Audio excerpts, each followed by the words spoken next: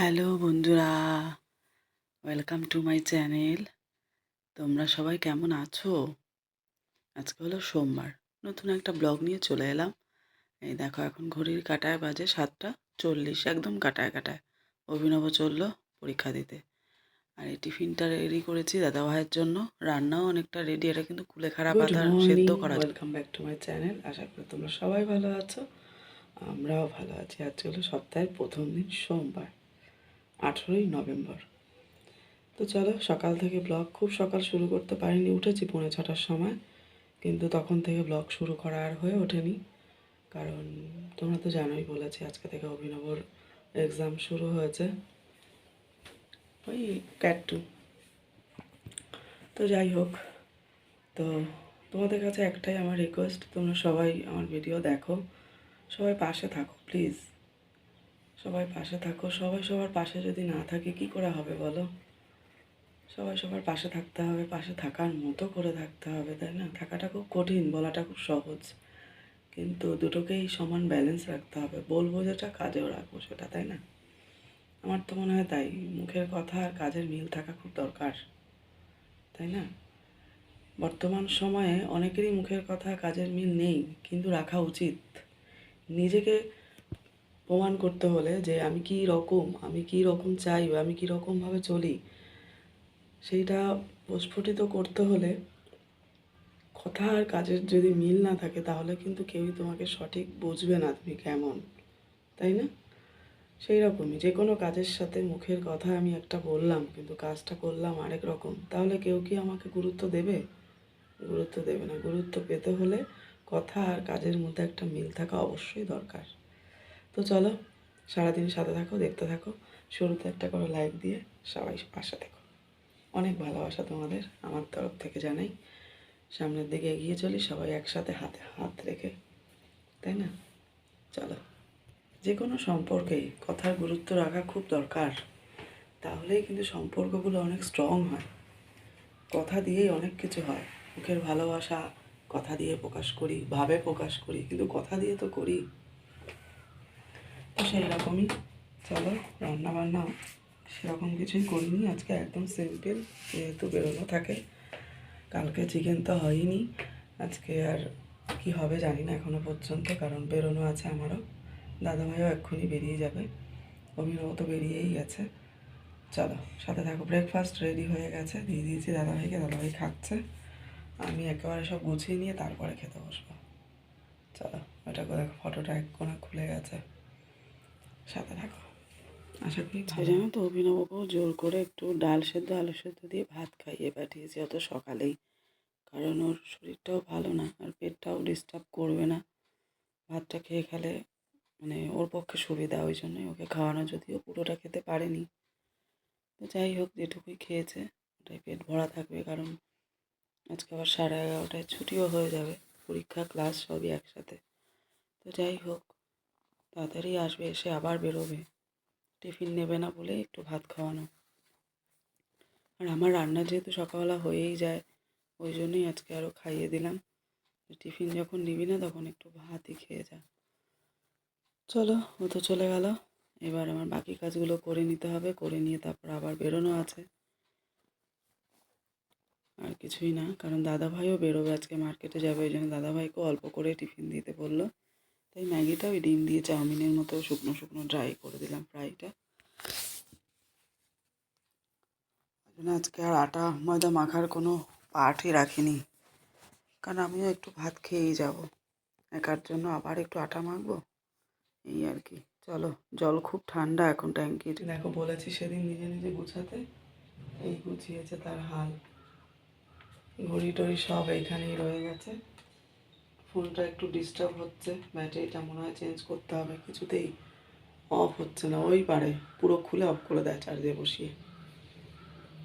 চলো, আর এই বিছানা তো আমাদের একদম ঘুম থেকে ওঠার সাথে সাথে বাসি কাজ সব কমপ্লিট। অভিনব তো আমার পরে পরে উঠেছে, একটু বই টই ঘাটাঘাটি করছিল, ওর রুম পুরো গুছানো। ও তো বললাম অফ করতে, ও তো বললো না। আমি তো পারি না ওর ওই ফোন কিছু করতে।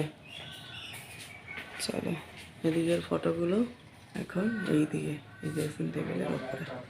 ভালো আছে না বলো? আসলে এমন কিছু কথা হচ্ছিল যে খুব হাসাহাসি গল্প করার মতন একটু টাইম পাস, এই 5 মিনিটের জন্য। আর সেটা তোমাদের সাথে শেয়ারও করে দিলাম, বুঝেছ? দেখো না, রগড় করছে শুধু। আর কি বলবো বলো? চলো, সাথে থাকো তোমরা। এই বসে গেছি আমি আলু সেদ্ধ আর ঘি দিয়ে গরম গরম ভাত খেতে। চলো এবার স্নানে যাব, সব কাজ গুছানো কমপ্লিট। শীতকাল তো চলে এলো, গ্লিসারিন জাতীয় সাবান, আমি অবশ্য ফিয়ামাটা সারা বছরই ব্যবহার করি, বেশ ভালো লাগে, বেশ গন্ধটাও বেশ সুন্দর। দাদাভাই রেডি হয়ে বেরিয়ে যাচ্ছে। বেরোনোর আগে না অভিনবর ফোনটাকে চার্জে বসিয়ে দিয়ে যাব, কারণ দাদাভাই আসবে, এসে তো আবার এটা নিয়ে যাবে ওর কাছে যাওয়ার জন্য, মার্কেটেও যাবে ওর কাছেও যাবে। হবে আবার, রেডি হয়ে গেছি। চলো, এখন অনেকটাই ঠান্ডা পড়ে গেছে তো টোটোর জন্য আর দাঁড়ালাম না, 15-20 মিনিট যাবে। ফিরে এসছি, এখন 3:10 বাজে। এসে দেখি দাদাভাই খেতে বসেছে, বুঝেছ? সকালবেলা তাড়াহুড়ো করে ওই অন্য আমার ওখানেই রয়ে গেছে। বলছে ছেলে একা একা রেডি হয়ে বেশ ভালোই বেরিয়ে গেছে আজকে, সেটাই আর কি বলাবলি করছিলাম। এই মুখের মাস্কটা আবার দাদাভাই আজকে থেকে ওর পরীক্ষা শুরু হলো, এখন 3:20 বাজে। ও একা একাই এসছে আজকে, একা এসে একাই নিয়ে আগে স্নান করেছে, গরম জল মানে জল হাঁড়ি রেডি করা ছিল, ও সে গরম করে নিয়েছে। তারপরে একা একাই নিয়ে খেয়েছে, কারণ দাদাভাইও বাড়ি ছিল না। তালা দিয়ে চাবি রেখে গেছে, একটা যে কোনো জায়গায় হোক রাখা থাকে আমাদের সবার, ওরকম ঠিক করতেই হয় মাঝে মাঝে। তো ওখানে চাবি নিয়ে দাদাভাই খুলে ঘরে ঢুকেছে। তারপরে ও আবার 2টোর সময় পড়তেও চলে গেছে তালা দিয়ে। এই হয় অবস্থা, বুঝেছ? ঘরে আর কেউ না থাকলে কিছু করার নেই, পরিস্থিতি যখন যেরকম তখন সেরকম তৈরি হতে হবে নিজেকে, তাই না? কেউ বলতে পারে না কে কখন কোন পরিস্থিতিতে পড়বে। চলো, আবার তালা দিয়ে একা একা পড়তে চলে গেছে গুছিয়ে। আর 2টো পড়া আছে, 3টে থেকে 1টা, 5টা থেকে 1টা। আমি আবার আনতে যাব ওকে, এই আর কি। পরে দেখা হচ্ছে, চলো আগে ফ্রেশ হই। Good evening. বিকেলের চা খাচ্ছি, এখন 4:30 বাজে। ঘুম ঘুম পাচ্ছে, ঘুমানো তো যাবে না, বেরোতে হবে আনতে অভিনবকে।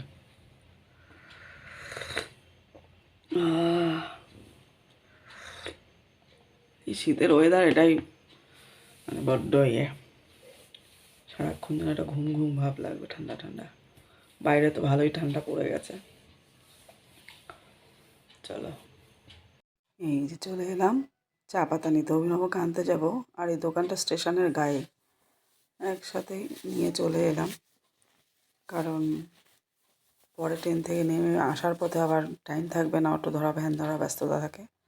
যাওয়ার সময় একটু টাইম নিয়ে বেরিয়ে গেলাম চা পাতাটা নিয়ে। এবার ট্রেন ধরবো, তোমাদের সাথে পরে আবার দেখা হচ্ছে। ঠান্ডা তো পড়ে গেছে, অভিনবর গ্যালোয়ারে ঠান্ডার পাম্প যে জুতোটা পরে, নস্টার জাতীয় ফিতে ছাড়া, সেটা ছোট হয়ে গেছে, ওই জন্য ওর জুতোটা কেনা হলো। 9 নাম্বার জুতো, পা অনেক লম্বা। চলো, ফিরে এসে তাড়াতাড়ি ফ্রেশ হয়ে একটু কফি করে নিলাম। কফি দিয়ে আমি চা খাচ্ছি, ডিম সেদ্ধটাও করে নিয়েছি। এসেই ড্রেস চেঞ্জ না করে হাত মুখ ধুয়ে আগে প্রেশারে ডিম সেদ্ধ করলাম, আর ফ্রেশ হয়ে গিয়ে কফি করে আমি চা দিয়ে খাচ্ছি। আর ও শুধু কফিই খাচ্ছে, বিস্কিটও খেলো না। ম্যাগি বসিয়ে দিয়েছি, ম্যাগি দিয়ে ডিম দিয়ে খাবে বলছে, ডিম সেদ্ধ দিয়ে। এটাই আর কি। পরীক্ষা কেমন হয়েছে বলছে ভালোই হয়েছে, দেখা যাক কী হয়। মাঝে মাঝে ওদের সাথে ওদের মতো করেই সময়টা কাটাতে হয় কখনো কখনো। দেখতে পাচ্ছ কী করছে? এটাই আর কি, এই সময়টা চলে গেলে আর ফিরে পাওয়া যাবে না, তাই না? যাই হোক, গরম আছে এখনও, যেন খোসা ছাড়ানো যাচ্ছে না ডিমের। তো চলো, তোমাদের কেমন লাগলো ভিডিওটা অবশ্যই কমেন্ট করে জানিও। সবাই এইভাবে পাশে থেকো, তোমাদের এক একটা কমেন্ট কিন্তু আমার ভীষণ ভীষণ ভালো লাগে, আর নতুন করে ভিডিও করার জন্য ভীষণ ইন্সপায়ার হই। তো এইভাবে তোমরা পাশে থেকো। ও উঠে গেল ওদিকে, আমার ম্যাগিটা কীরকম কী অবস্থায় আছে দেখতে। তো চলো দেখাচ্ছি ও কীভাবে কী খাবে। এই দেখো, এই করেছে, নাইফ দিয়ে কেটে নিয়ে এরকমভাবে সাজিয়ে নিয়েছে। চলো টাটা, ভিডিওটা শেষ করছি। সবাই ভালো থেকো, সুস্থ থেকো। দেখা হচ্ছে নতুন একটা ভিডিওর সাথে। বন্ধুরা, ভিডিওটা তো শেষ করব, তার আগে একটু কথা বলে তারপর শেষ করি। এখনও আমি পর্দা কিনতে কিন্তু যেতে পারিনি, সেই সানডে স্যাটারডে ছাড়া হবে না। আর এমনিতেই অভিনব পরীক্ষা শুরু হয়ে গেছে, এখন তো এমনি টাইম বাইরে বেরোনোর কোনো কথাই আসে না। রেডি করে রাখলাম, আর শনি রবি যখন তখন গিয়ে না হয় আনা যাবে। 15 দিন লেট হলে আর কোনো অসুবিধা হবে না। এতদিন যখন লেট হয়েছে, আর 15 দিন লেট হলে এমন কী হবে বলো। রাতে ডিনার করতে দেরি আছে, এখন বাজে 8:40। ভিডিওটা শেষ করে দিচ্ছি। অভিনব পড়তে বসেছে, দাদাভাইও এখনও আসেনি। আমার এখন জামা কাপড় এক কারি গুছাতে বসবো। আর রাতে ডিনার করে তো রাতে যা বাসনপত্র যা যা আছে সব রাতেই ক্লিয়ার করে পরিষ্কার করে গুছিয়ে তারপরে এসে ঘুমাই, একদম ফ্রেশ। সকালবেলা উঠে রান্নাঘর পুরো ক্লিন থাকে একদম। তো চলো, সবাই ভালো থেকো, সুস্থ থেকো। দেখা হচ্ছে নতুন একটা ভিডিওর সাথে। ততক্ষণ টাটা, বাই বাই। আবার যেন দেখা পায়।